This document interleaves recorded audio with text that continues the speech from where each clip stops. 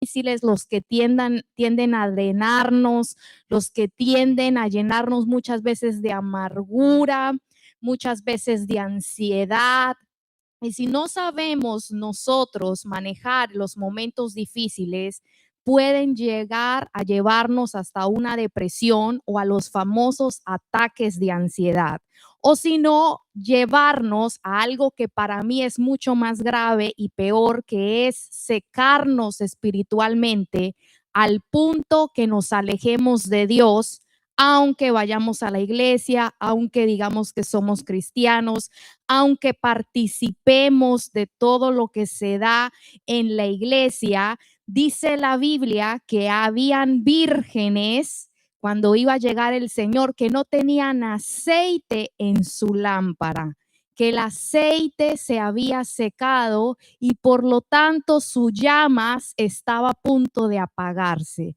Entonces, eso para mí es lo más peligroso de los momentos difíciles. Aunque los momentos difíciles son usados por Dios como un instrumento, amén, para formarnos, para hacernos crecer. Dice la Biblia que Él los usa para hacernos bien.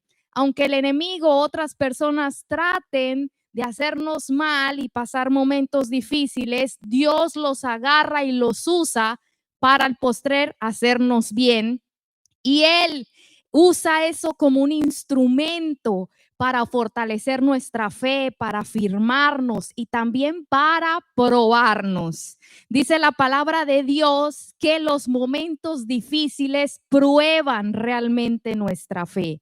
¿Sabe, hermanos? Si yo antes, cuando escuchaba la palabra prueba, yo detestaba esa palabra, yo no quería saber, y sé que en el ámbito cristiano, cuando dicen está pasando por prueba, todo el mundo dice, ay, sí, me siento mal por él, me siento mal por ella. Pero cuando usted empieza a estudiar la Biblia, se da cuenta que la prueba no es tan mala. ¿Por qué? Porque revelan realmente qué tan auténtica y verdadera es nuestra fe. ¿Y por qué esto es importante? Porque sería muy feo, hermanos, que nosotros anduviéramos engañados toda la vida pensando que tenemos lo verdadero, pero hemos trabajado por lo falso. Sería muy feo que nosotros llegáramos al punto donde pensamos que vamos a llegar a algún lugar y resulta que estamos en el camino equivocado. Yo no sé si a usted le ha pasado, a mí me ha pasado algunas veces, que el GPS me ha mandado para un lugar y cuando llego a ese lugar me doy cuenta que es el lugar que no para donde yo iba, sino que tiene la dirección igual o parecida. Yo no sé si a usted le ha pasado. Y yo todo el tiempo engañada pensando que iba para ese lugar y cuando llego bien contenta a ese lugar, me doy cuenta que no es el lugar donde debía llegar. Por eso las pruebas son importantes, porque ¿por qué vamos a trabajar toda la vida pensando que Dios está agradando, que estamos teniendo fe, que somos cristianos, que vamos a recibir recompensa y estar trabajando en vano, hermanos? Eso de verdad que sería una tristeza para tirarse a llorar, ¿verdad? Para tirarse a llorar de que toda la vida hayamos servido, trabajado, pensando que estamos haciendo bien y no. Entonces el momento difícil prueba lo que es real. La Biblia lo compara como el oro, ¿sí? Bien triste sería, ¿verdad? Que usted trabajara arduamente por comprarse un anillo de oro carísimo o un lingotico de oro para usted heredárselo después a sus hijos y usted trabaje arduamente y cuando lo vaya a comprar le den algo que no es real, ¿verdad? Nadie querría eso. Y dice la Biblia que nuestra fe es aún más valiosa que el oro. O sea que si el oro es importante que sea genuino, mucho más importante que sea genuina es nuestra fe. ¿Y cómo sabemos que nuestra fe es genuina? En los momentos difíciles, ¿verdad? En los momentos adversos. Ahí es donde nosotros somos probados y decimos, no estoy tan bien como creía. Y mi corazón no está actuando como yo pensé que iba a actuar. Y ahí es donde podemos hacer cambios, podemos nosotros salir de engaños, ¿verdad? Porque la Biblia dice, no se engañen a ustedes mismos o no se dejen engañar por el pecado, ¿Qué quiere decir eso? Que corremos el peligro, hermanos, de nosotros mismos engañarnos, ¿verdad? O ser engañados por el pecado. Yo conozco gente, he conocido personas que me han dicho, no, yo estoy bien, yo estoy muy bien con Dios, yo no tengo nada malo, yo estoy sirviendo a Dios. Y yo me sorprendo porque después, y yo sé que usted va a conocer gente así, usted se entera de cosas que usted dice, wow, pero cómo la persona no se daba cuenta que estaba mal, mal y cada vez peor. Porque nosotros corremos ese peligro, pero las pruebas son para mostrarnos, no a Dios, hermanos, porque Dios ya sabe quiénes somos, a nosotros. Mire, hermanos, usted no sabe si usted realmente ha sido tratado para tener un corazón perdonador hasta que usted lo ofenden. Usted no sabe lo que es perdonar hasta que a usted lo ofenden de una manera fuerte. Usted no sabe lo que es tener un corazón perdonador hasta que pasan situaciones donde usted tiene que dejar ir y dejar pasar. Usted no se da cuenta si su corazón está libre de amargura hasta que usted tiene que pasar y lidiar con situaciones que a usted no le gustan, que le desagradan, que le molestan, que le chocan, ¿verdad? Yo creo que todas las personas tenemos cosas por cultura, por temperamento que nos chocan, ¿verdad? Hay cositas, detalles de gente que yo pienso que a todo el mundo no chocan, pero es cuando empiezan a pasar esas cosas que tenemos la oportunidad de darnos cuenta. Uy, no, ahí hay algo que no está bien, ¿verdad? Lo comparamos con la palabra, que es el espejo, y decimos, me falta, no he llegado ahí. Pensaba que estaba bien, pero no.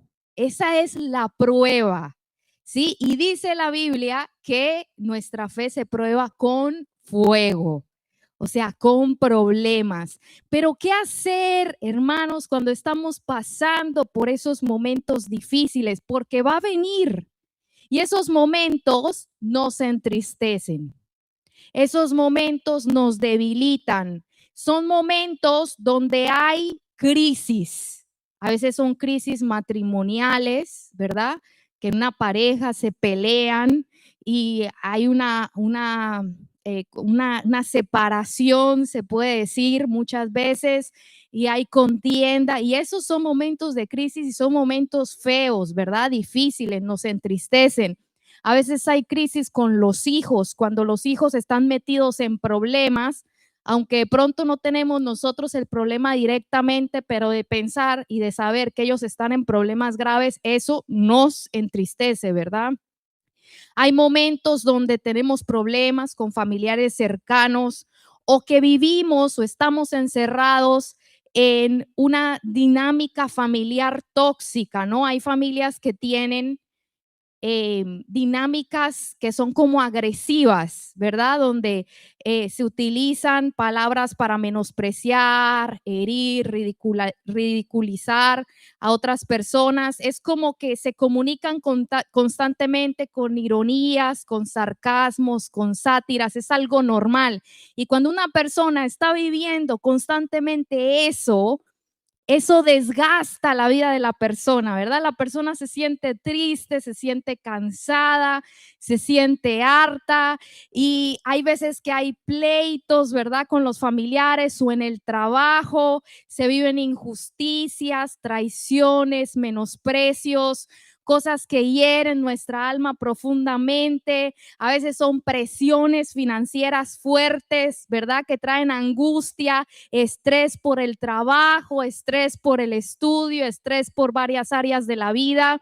Y usted sabe que son problemas, ¿verdad? Muchas áreas hay problemas y los vamos a enfrentar, hermanos. Los vamos a enfrentar, pero es importante que nosotros como cristianos aprendamos cómo enfrentarnos a ellos, porque van a venir. ¿Para qué? Para que en el momento que vengan, nosotros podamos superar y salir en victoria de esos problemas, aunque los problemas a veces no se solucionen o salgan como nosotros pensamos, ¿verdad? Entonces quiero hablar en este día de cómo el cristiano debe lidiar con los problemas y enfrentarlos en oración. Esto es súper importante para que usted pueda permanecer hasta el final, para que usted sea fortalecido, para que usted sepa que usted tiene un lugar donde puede correr cuando usted esté pasando por problemas, cuando usted esté pasando por pruebas, cuando usted se sienta triste. Y quiero empezar a leer en Marcos 14:32 y voy a leer en la Nueva Traducción Viviente. Así que si usted me acompaña, eso sería muy bueno. Y dice así: fueron al huerto de olivos llamado Getsemaní. Jesús dijo: siéntense aquí mientras yo voy a orar. Se llevó a Pedro, a Santiago y a Juan y comenzó a afligirse y angustiarse profundamente. ¿Qué pasó con el Señor? Empezó a afligirse y a angustiarse profundamente. Le dijo: mi alma está destrozada de tanta tristeza, hasta el punto de la muerte. ¿Alguna vez se ha sentido así? ¿Alguna vez ha pasado ese momentos así donde usted se ha sentido destrozado con una tristeza bien fuerte por alguna situación? Y a mí me gusta ver esto tan bello de Dios. Y esto es lo más lindo que Dios hizo, fue volverse un ser humano, no solo para salvarnos, sino para poderse identificar contigo y conmigo. Él no es un Dios que no entiende lo que vivimos, sino que al contrario, Él se despojó de su divinidad y aunque Él era Dios, también era hombre. Y Él vivió en esta tierra no solo porque tenía que estar aquí para dar su vida por nosotros, sino para enseñarnos cómo nosotros debemos vivir mientras estamos en esta tierra. Él es nuestro ejemplo, nuestro modelo.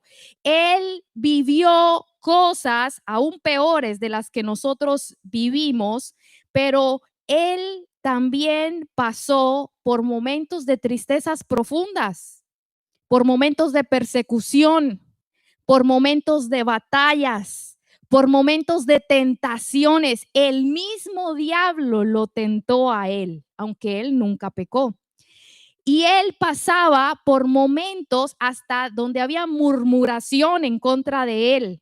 La gente hacía chismes, que quién era realmente su padre, que era hijo de fornicación, que quién sabe cómo la mamá de él había quedado embarazada. También decían que por los demonios era que él hacía todas las cosas que hacía, está endemoniado.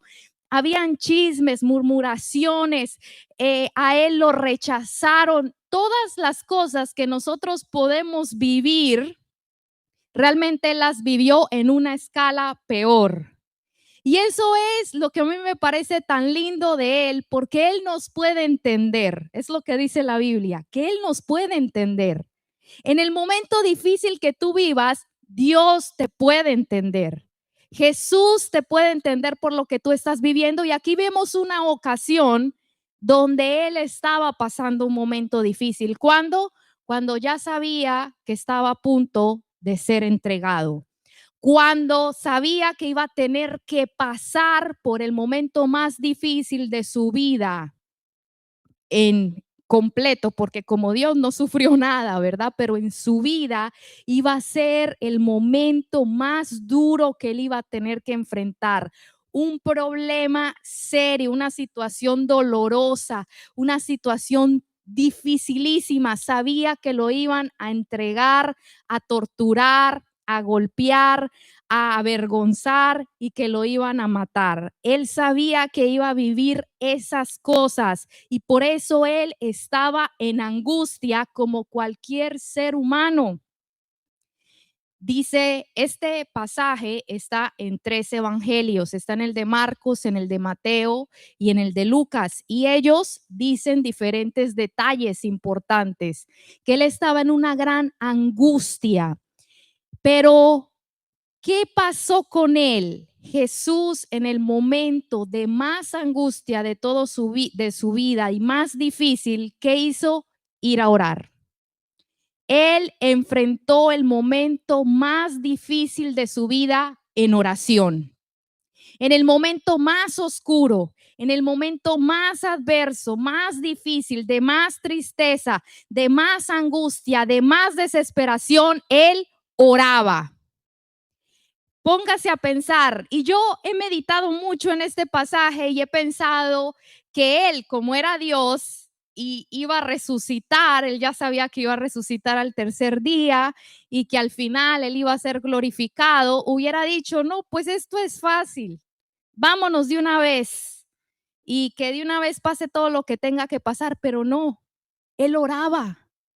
Jesús oraba porque entendía que necesitaba ser fortalecido por Dios. Y es muy importante, hermanos, que nosotros como cristianos sepamos que es vital, necesario, importantísimo orar cuando estemos pasando momentos difíciles. Si Jesús lo hizo siendo Dios, nosotros más que nunca, más que Él, debemos hacerlo. Si Jesús no se confió de que ya lo sabía todo, de que Él era Dios, sino que Él dijo, no, yo necesito que el Padre me fortalezca para esto tan difícil que yo voy a enfrentar. ¿Cómo nosotros entonces podríamos pensar que vamos a poder hacerla, o sea, pasando momentos difíciles y superando sin ir con Dios? Nosotros tenemos que aprender a ir con Dios cuando estamos pasando por estos momentos. Y entonces mire lo que la Biblia dice sobre este pasaje, que Él le dice a sus discípulos, quédense aquí mientras nosotros vamos a orar. Él se lleva a 3 de sus discípulos, ¿verdad? A Pedro, a los hijos de Zebedeo, se los lleva y los deja en un lugar y luego dice la Biblia que en una distancia como de tirar una piedra, él se aparta a solas. Y estos son los principios que yo quiero compartir rápidamente con ustedes para que nosotros aprendamos cómo enfrentar en oración los momentos difíciles. Primero que nada, lo primero que vemos es que él estaba a solas. Y mire, es importantísimo que nosotros aprendamos a tener un tiempo a solas con Dios. Y quiero decirle que el tiempo de oración con otras personas es edificante y tiene su lugar. No lo menosprecio porque la Biblia dice que cuando 2 o 3 se ponen de acuerdo en el nombre de Jesús, Él lo va a hacer. La oración en congregación, en un grupo o como lo hacemos los martes en la madrugada, todo eso edifica, ayuda, no lo menosprecio para nada, pero nunca va a poder reemplazar tu tiempo a solas con Dios, jamás. Y esto es importante que nosotros lo sepamos. ¿Por qué? Porque a veces hay ciertas costumbres de gente que tiene compañeros de oración. Por ejemplo, un esposo con la esposa dicen todos los días oramos nosotros juntos y eso es excelente, me parece bueno, pero eso nunca puede reemplazar tu tiempo a solas con Dios, un tiempo donde nadie te oiga lo que tú hablas, donde tú puedas abrir tu corazón. ¿Por qué? Porque cuando uno está a solas, uno puede expresar cosas que no le puede expresar a nadie más. Por más de que tú tengas toda la confianza y lo ames mucho, la ames mucho, hay cosas en nuestro corazón que son tan fuertes, tan vergonzosas, tan problemas en nuestra alma que es imposible que nosotros lo podamos expresar de una manera igual como cuando estamos con alguien que cuando estamos a solas. Por eso es importante que busquemos siempre pasar tiempos a solas con Dios. Congregarnos es buenísimo, como lo digo, necesario, importante para la vida espiritual, pero el tiempo a solas en la casa Eso es necesario, hermanos, porque eso es lo que va a empezar a construir una intimidad y una relación especial entre tú y Dios. Entonces, ¿qué hizo Jesús? Él se apartó a solas.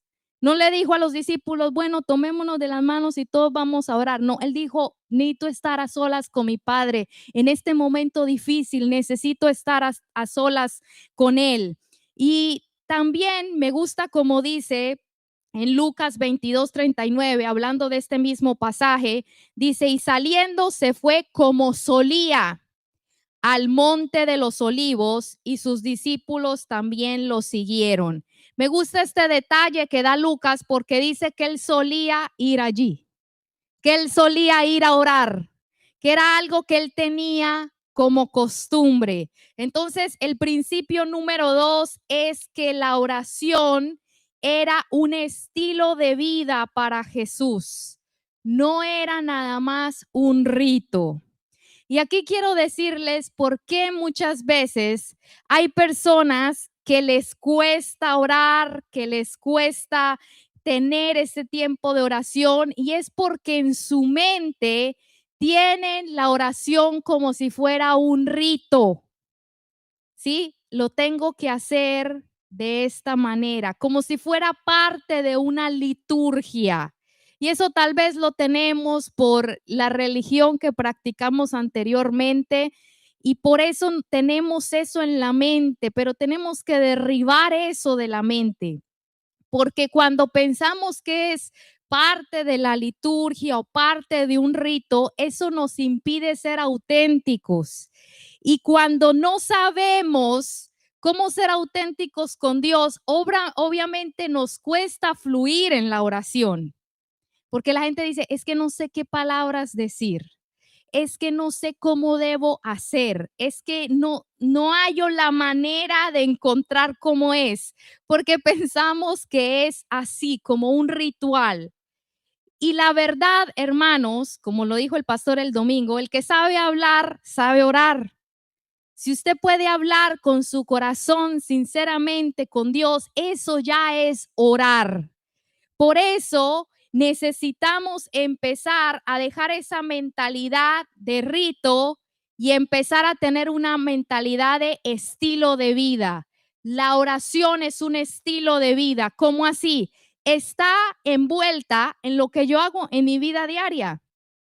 No solo en mi tiempo donde yo me aparto con Dios, sino cuando estoy teniendo un problema en el tráfico, estoy teniendo un problema con mi carro, estoy teniendo una adversidad en mi trabajo o cuando estoy en la casa y tengo un problema con los niños. En todo momento yo puedo orar, conectar con Dios, y eso es lo que me gusta de que dice en Lucas que Jesús solía ir allí.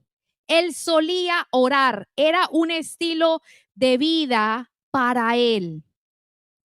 Y es muy importante, hermanos y hermanas, que nosotros aprendamos a tenerlo como algo que hacemos continuamente. Porque quiero decirle algo, Dios honra la fidelidad.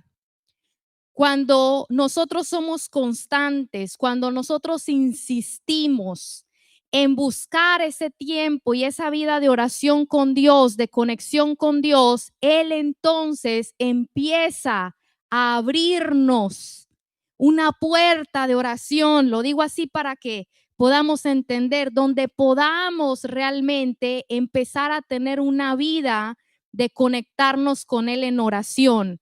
Por eso es importante que lo hagamos todos los días. Hermanos, que oremos todos los días, no solo cuando sintamos o cuando tengamos ganas o cuando tengamos problemas o cuando tengamos una necesidad. Y yo no digo que eso está mal, porque estoy hablando precisamente de orar cuando tengamos una dificultad. Pero el problema es, hermanos, que si nosotros solo lo hacemos cuando tenemos una necesidad y una dificultad, nos va a costar mucho conectar con Dios porque lo hacemos muy de vez en cuando. ¿Sí? Porque lo hacemos muy de vez en cuando. Y entonces cuando ya tenemos la necesidad y tenemos el problema y queremos ir con Dios, nos cuesta orar porque no hemos creado ese vínculo con Él. Por eso el cristiano debe orar diario, no solo para pedir cosas, no solo cuando tenga problemas, no solo en emergencias, sino como un estilo de vida. Meter a Dios en nuestro diario vivir, sacar ese tiempo a solas, entendiendo que todo lo que vivimos en público y todo lo que refleja nuestra vida va a salir producto del tiempo que tengamos a solas con Dios o que no lo tengamos, porque si no lo tenemos también se va a reflejar. Y mire lo que Jesús dijo cuando estaba enseñando de esto. Es un pasaje que usted conoce muy bien, que está en Mateo 6:6, que dice, pero tú cuando ores, apártate a solas. ¿Cómo? ¿Cómo dijimos? A solas. Cierra la puerta detrás de ti y ora a tu Padre en privado. Entonces tu Padre, quien todo lo ve, te recompensará. Entonces, mire lo que pasa. Lo que la gente ve en usted es el resultado de su vida con Dios cuando nadie lo ve. Lo que usted es en público, lo que la gente ve de usted, es el resultado de lo que usted vive con Dios en lo privado. Y aquí quiero hablar de algo que muchas veces confunde a la gente, porque la gente muchas veces tiene la oración, vuelvo y lo repito, como un rito y no como un tiempo para conectar con Dios. Entonces hay personas que sí, efectivamente, se apartan a solas, oran, pero no conectan su corazón con Dios, sino que lo hacen como algo superficial, como algo nada más por fuera. Hablan palabras, pero estas palabras no están conectando con un corazón abierto. Y quiero decirle que lo que más le importa al Señor es que nosotros de corazón hablemos lo que vamos a hablar. Porque ustedes se acuerdan la historia que contó Jesús, ¿verdad? Del publicano y de aquel fariseo que estaban orando, ¿verdad? Ellos estaban orando en el templo, pero entonces dice algo particular que Jesús habla y dice que el fariseo oraba consigo mismo. Yo cuando leí eso, yo me impacté porque yo dije, wow, o sea que nosotros corremos el peligro de orar con nosotros mismos. Podemos hablar palabras, decir cosas, pero nunca estar conectando con Dios. Tenemos el peligro de que nosotros estemos ahí, diga y diga cosas, pero estemos orando con nosotros mismos. Por eso es muy importante que nosotros no solo lo hagamos como algo externo, sino que realmente conectemos nuestro corazón con Dios, que realmente nosotros internamente abramos nuestro corazón para que Dios nos hable y que nosotros realmente tengamos el deseo de todo lo que estamos hablando. ¿Por qué? Porque, por ejemplo, yo puedo orar y decir, Señor, haz tu voluntad en mi vida, pero de corazón yo quiero hacer mi voluntad. ¿Sí me está entendiendo? Yo puedo decir muchas veces, Señor, yo te pido, Padre, que tú quites de mí todo orgullo, toda arrogancia. Pero cuando llega el momento donde Dios me quiere tratar, yo me enrancho y digo, no.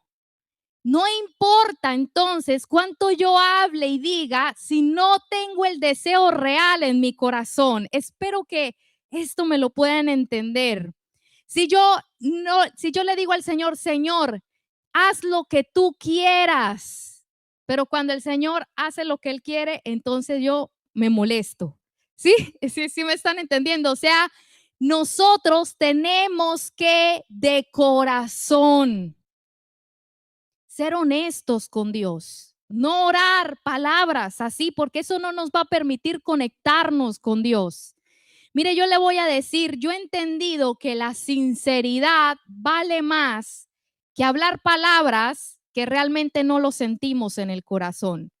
Vale más que usted le diga al Señor, Señor, la verdad es que superar esta área de mi vida me está costando porque realmente no lo quiero hacer, pero quiero que tú me ayudes a querer hacerlo. Eso vale más a que digamos cosas con nuestra boca, pero cuando llega la situación nos resistimos a lo que el Espíritu quiere hacer. Y por eso es importante que entendamos que no se trata de las palabras o de la forma o de las cosas que decimos, sino se trata de un corazón sincero que le cuenta a Dios sus luchas, que le dice, sí, Señor, yo sé que no lo hice bien o que no lo estoy haciendo bien en esta área, pero realmente quiero que tú me pongas esa disposición. Me rindo a ti para hacerlo como tú quieras y realmente que sea el deseo de nuestro corazón. Porque de nada sirve que hablemos palabras si Dios ve que realmente no queremos hacerlo. Entonces, por eso dice Jesús, cuando tú estás a solas con tu Padre, Él te va a recompensar. O sea, en la soledad, hermanos, es que Dios te transforma, es que Dios te cambia, es cuando Dios trata áreas de tu vida, es cuando Dios sana tu corazón, cuando tú vas con Dios en esos momentos de oración, cuando nadie te ve y te sinceras, Señor, me falta la fe en esta área. Señor, perdóname porque no estoy haciendo las cosas correctas en esta otra. Cuando empezamos a ser sinceros, vea, Dios empieza a orar y la gente entonces empieza a ver esa obra que se hace cuando nadie nos ve. Quiero decirles que el tiempo más vital y más importante para Dios es cuando nadie nos ve. ¿Por qué? Porque es el tiempo donde realmente lo hacemos para Él.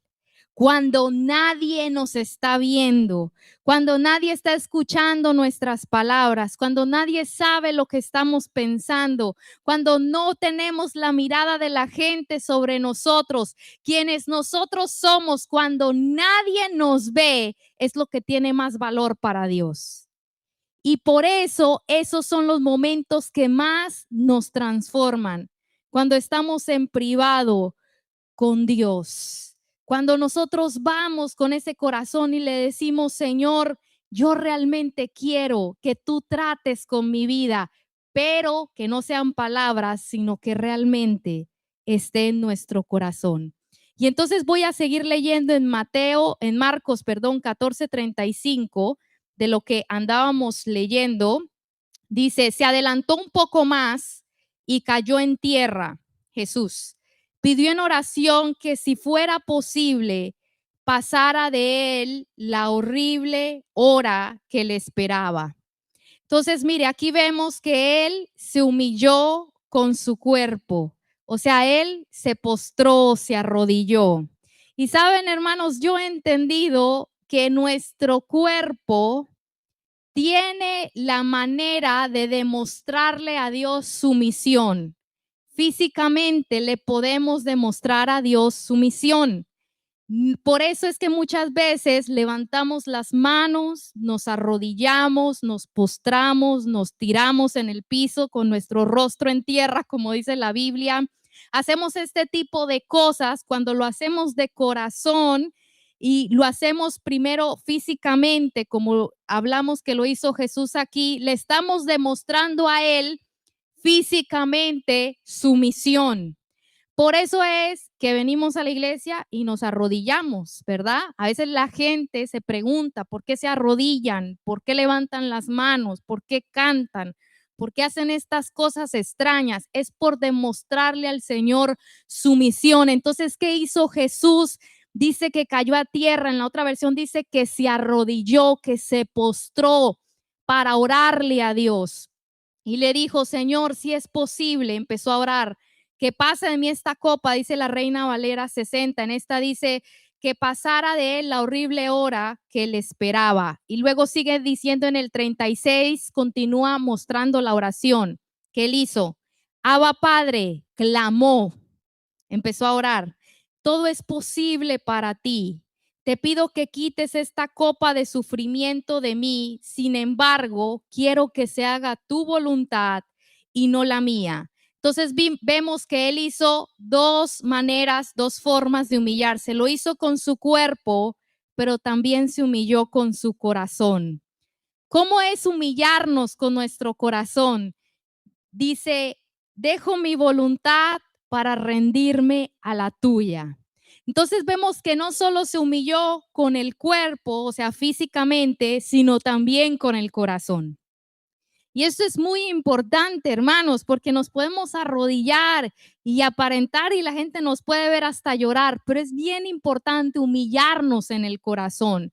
O sea, decirle al Señor, Señor, quiero que cambies esta situación que me hace sufrir, pero si tu voluntad es que la tengo que pasar, entonces estoy dispuesto. Y esa parte, hermanos, sí es humillación. Esa parte es la más dura. Y sabe, en ese momento me viene el pasaje del rey David. Usted se acuerda cuando él peca con Betsabé, que viene el profeta Natán y le da esa profecía que yo hasta el día de hoy la leo y de verdad que, ay, no, se me eriza la piel de ver esa profecía tan fuerte, tan terrible, que esa maldición que venía sobre él. Y ustedes saben lo que pasa, Betsabé queda embarazada y entonces el niño se enferma. El niño, yo creo que posiblemente estaba más o menos de la edad de mi niño o un poquito más pequeñito, pero más o menos así. Y entonces es bien duro, bien difícil cuando los niños de uno se enferman, ¿verdad? Uno ama mucho a sus hijos, uno no quiere que les pase nada mal, nada malo. Uno cuando los ve sufriendo, realmente a uno le duele, uno quisiera quitar el sufrimiento de ellos, no quiere uno que les pase nada malo. Y esto habla de qué, de situaciones que uno ama en su corazón, de cosas que uno realmente aprecia, que están en el corazón, que uno ama mucho.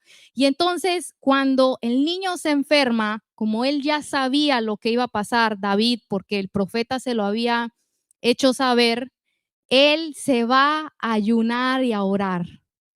Y está ahí encerrado orando. Y a mí mucho me toca la parte cuando el niño se muere y los sirvientes dicen, si estaba tan mal, no quería comer cuando el niño estaba vivo y estaba enfermo, ¿qué será cuando le digamos que el niño se murió? Pero cuando van sus sirvientes a decirle la noticia, el niño se murió, la actitud de David realmente ha quebrantado mi alma muchas veces porque él se levanta y se pone a comer. O sea, como diciendo, te rogué que lo salvaras, te rogué que por favor lo sanaras, pero acepto que te lo lleves. O sea, David llega allí, a este lugar de oración, rogándole que cambie su situación, pero al mismo tiempo con un corazón rendido. Si no se hace como yo quiero, estoy dispuesto a levantarme y seguir adorándote y seguir siéndote fiel. Y esto es algo bien tremendo que a mí me toca el corazón. También recuerdan esa vez que se llevan a su familia cautiva, ¿verdad? Ustedes se acuerdan que él está con los filisteos y se los llevan a todos, a sus hijos, a sus esposas y que están que lo apedrean sus hombres porque están muy enojados porque se los llevaron y están culpando a David. Y dice la Biblia que David se mete en oración a fortalecerse en Dios. Pero hay algo que también me toca el corazón, que David le pregunta a Dios, ¿iré detrás de ellos? Sabe, esa pregunta tiene mucho significado, porque sabe que hubiera hecho otra persona, se levanta y se va a buscarlos. Yo me hubiera levantado a buscarlos. Yo no hubiera preguntado nada, yo me hubiera levantado a buscar a mis hijos que están cautivos. Esa es la reacción, yo creo, natural de uno, ¿no? Yo ahí mismo me levanto y más si tengo un ejército como David, la capacidad de ir a rescatarlos, a pelear. No, yo me levanto, pero ¿sabe qué significa esa pregunta? Rendición. Si me dices que no, me quedo. Si tú me dices que no vaya detrás de ellos, me voy a quedar. Y eso para mí, hermanos, yo digo, wow, ese es un corazón humilde verdaderamente. A veces no entendemos mucho la humildad, pero la Biblia nos enseña con David, con Jesús, cómo era un corazón humilde. Porque pensamos que el corazón humilde es andar uno ahí, ¿verdad? Cabizbajo. Y a veces hay una falsa humildad en uno o en la gente. ¿Y cómo es la falsa humildad? No, yo no sirvo para nada. Bueno, si usted no quiere, yo no lo hago. Sí, cuando se les dice algo, no, está bien, yo no lo hago. Es una falsa humildad, porque el corazón realmente humilde es aquel que se rinde a la voluntad de Dios y le dice, Señor, si tú no quieres que yo tenga esto, que amo tanto, estoy dispuesto a soltarlo. Si es tu voluntad que yo sufra en esta área, estoy dispuesta. Fortaléceme, estoy dispuesto. Y esto es lo que Jesús le estaba diciendo a Dios. No solo arrodillarse con el cuerpo, sino Jesús le dijo, Señor, si es posible que yo no pase este momento difícil, pero hágase tu voluntad y no la mía. Estoy dispuesto. Entonces, ¿qué era lo que estaba haciendo Jesús y qué era lo que estaba haciendo David? Buscando fuerzas en Dios para hacer la voluntad de Dios. Y por esa es la razón que vamos en oración, para buscar fuerzas, para buscar dirección, para que el Señor nos muestre qué es lo que Él quiere, para que el Señor, si tenemos que pasar los momentos que no nos gusta, decir, Señor, si es tu voluntad, fortaléceme porque esto está fuerte, fuerte. Y saben, hermanos, eso es lo que realmente hace que nosotros podamos tener una relación genuina con Dios. Yo sé que hay muchas personas que quisieran tener una relación con Dios, ¿verdad? Dicen, yo quiero tener una relación con Dios y yo soy una de ellas. Cada vez quiero acercarme más a Dios, pero he entendido algo, que Dios se relaciona con aquel que está dispuesto a humillarse delante de Él, aquel que está dispuesto a hacer su voluntad. Y voy rápido porque ya se me acabó el tiempo. Y dice, luego volvió y encontró a los discípulos dormidos. Le dijo a Pedro, Simón, ¿estás dormido? ¿No pudiste velar conmigo ni siquiera una hora? Velen y oren para que no cedan ante la tentación, porque el espíritu está dispuesto, pero nuestro cuerpo es débil. Entonces Jesús los dejó otra vez y hizo la misma oración que antes.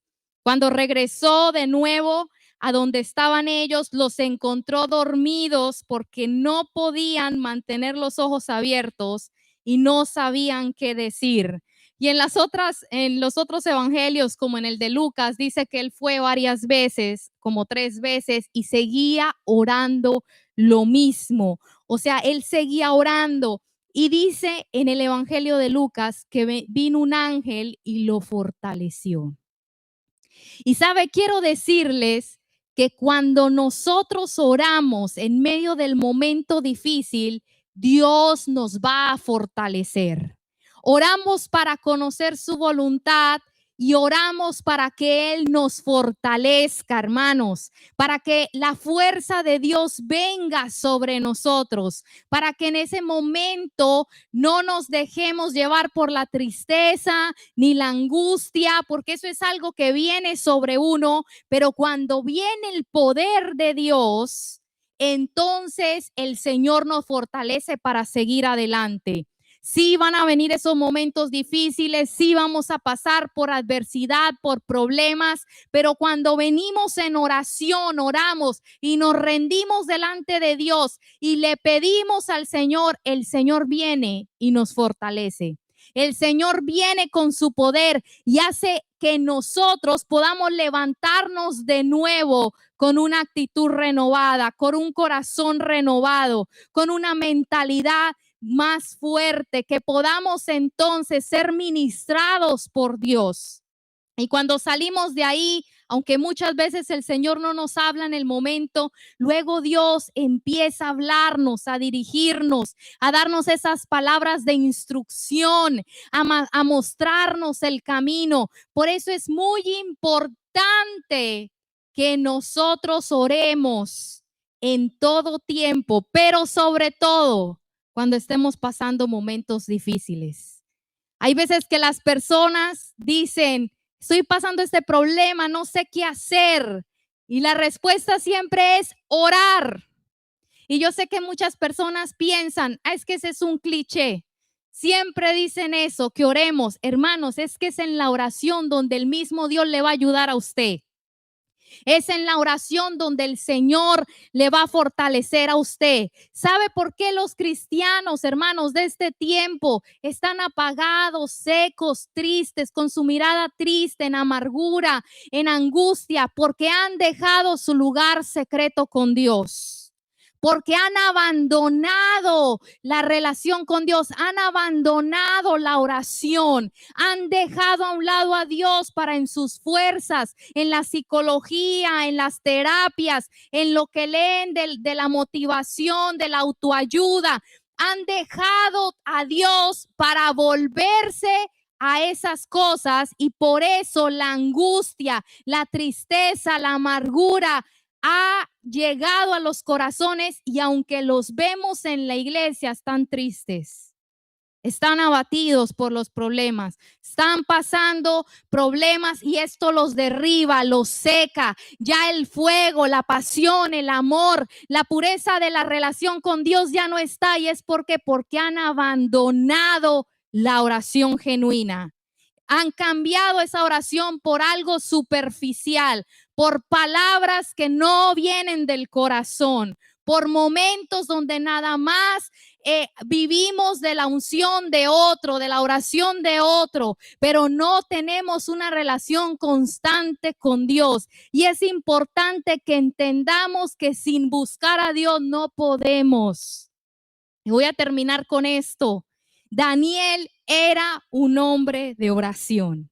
Y a mí ese hombre de verdad es uno de los que admiro en la Biblia porque él era una persona muy ocupada, hermanos. Él era un gobernador, él era una persona que tenía muchas responsabilidades. Y dice la Biblia que sus enemigos buscaron en todo el trabajo que él hacía para ver cómo le podían acusar con el rey y él hacía todo de una manera excelente. Todo lo tenía de una manera recta, hacía las cosas, su trabajo de la mejor manera. ¿Y sabe cuál era el secreto de su fidelidad? Que aunque pasaban cosas, él vivía en Babilonia, en medio de unas personas, de una comunidad, de una cultura idólatra, una cultura que estaba en pecado, que estaba en fornicación, en brujería, en hechicería. El rey hasta tenía hechiceros ahí en el palacio y ellos hacían sus ritos a sus dioses. Y cómo él permanecía fiel. La Biblia dice que él era un hombre de oración y que cuando estas personas querían hacer algo en contra de él, hicieron que el rey pasara un decreto de que no se pudiera hacer ninguna petición a ningún Dios si no es el rey. Y entonces ellos lo hicieron porque sabían que Daniel era un hombre de oración. Sabían que Daniel oraba y que Daniel era inconmovible en su tiempo de oración. Por eso sacaron ese decreto, porque ellos sabían que Daniel no iba a cambiar su tiempo de oración por nada. Y efectivamente dice la Biblia que oraba 3 veces al día, de mañana, de tarde y de noche. Y él era una persona ocupada, hermanos. Él era un gobernador, él tenía trabajo, él estaba haciendo cosas, pero él sabía que sin su tiempo de oración él no iba a poder. A tal punto que decidió mejor morir físicamente que su relación con Dios en oración muriera. Y eso es muy importante. Él prefiere que dice que me maten, pero yo no puedo dejar mi tiempo de oración. Así de importante lo entendía Daniel. Así de importante. Esa es la ocasión, usted se acuerda cuando lo echan al foso de los leones, que él abre las puertas, las ventanas y ora públicamente en su casa, lo hace, pero abre todo para que la gente sepa y para que nosotros en este tiempo sepamos. Ese es un mensaje muy fuerte para nosotros, que Daniel dijo, es que si yo no oro, de todas maneras me voy a morir. Si yo no oro, me voy a secar. Si yo no oro, Dios no me va a dar la gracia para hacer lo que tengo que hacer. Si yo no oro, yo no voy a poder salir victorioso de los desafíos, de los problemas, de las situaciones. Y si usted lee el libro de Daniel, usted se va a dar cuenta que en cada problema que él tenía, en oración, él iba con Dios y Dios lo ayudaba. Él dijo, yo no puedo dejar mi vida de oración, prefiero que me lleven a la muerte que dejar de orar. Y sabe, el enemigo no quiere que la iglesia ore. Él no quiere que usted ore. Por eso hay una batalla, una lucha por la oración. Mire, usted no tiene luchas para hacer muchas cosas. Usted puede hacer todo perfectamente, pero póngase a orar. Póngase a leer la Biblia, póngase a buscar a Dios y su carne se alborota. Su carne tiene sueño, tiene desidia, tiene pereza, no lo quiere hacer, se resiste a hacerlo. Y luego viene una lucha espiritual. El diablo no quiere que oremos. ¿Por qué? Porque hay un poder que cae sobre usted cuando usted es una persona de oración. Todo lo que tiene una persona de oración no viene de esa persona, no es producto de la persona, es producto de su vida con Dios. Es Dios el que le derrama la fuerza, la gracia, la unción, la creatividad, el poder para hacer las cosas. Hermanos, sin oración no podemos. Sin oración nos vamos a secar. Nos vamos a amargar, nos vamos a entristecer. Sin oración nos secamos espiritualmente, nuestro aceite se acaba, nuestra llama de nuestra lámpara se empieza a apagar. Hermanos, tenemos que ser personas conscientes de que la oración es lo que nos mantiene con vida, porque es nuestra conexión con Dios, que es la oración la que nos fortalece. Por eso Daniel dijo, bueno, que me echen al foso de los leones, ya ni modo, pero yo no puedo parar de orar porque sé que ahí es donde Dios me ayuda. Sé que ahí es donde yo puedo encontrar la paz. Y en los momentos difíciles, adversos, vaya ahí. Por eso es importante que usted lo haga todos los días, porque ahí se le va a abrir usted una puerta con la constancia. Hágalo diario, de corazón, pero con el corazón, hermanos. Porque a veces cuando somos cristianos por años, tenemos ese peligro que hablamos con nuestra boca, pero no envolvemos el corazón. Que nuestro corazón esté ahí y usted va a ver cómo eso realmente cambia su vida. Amén.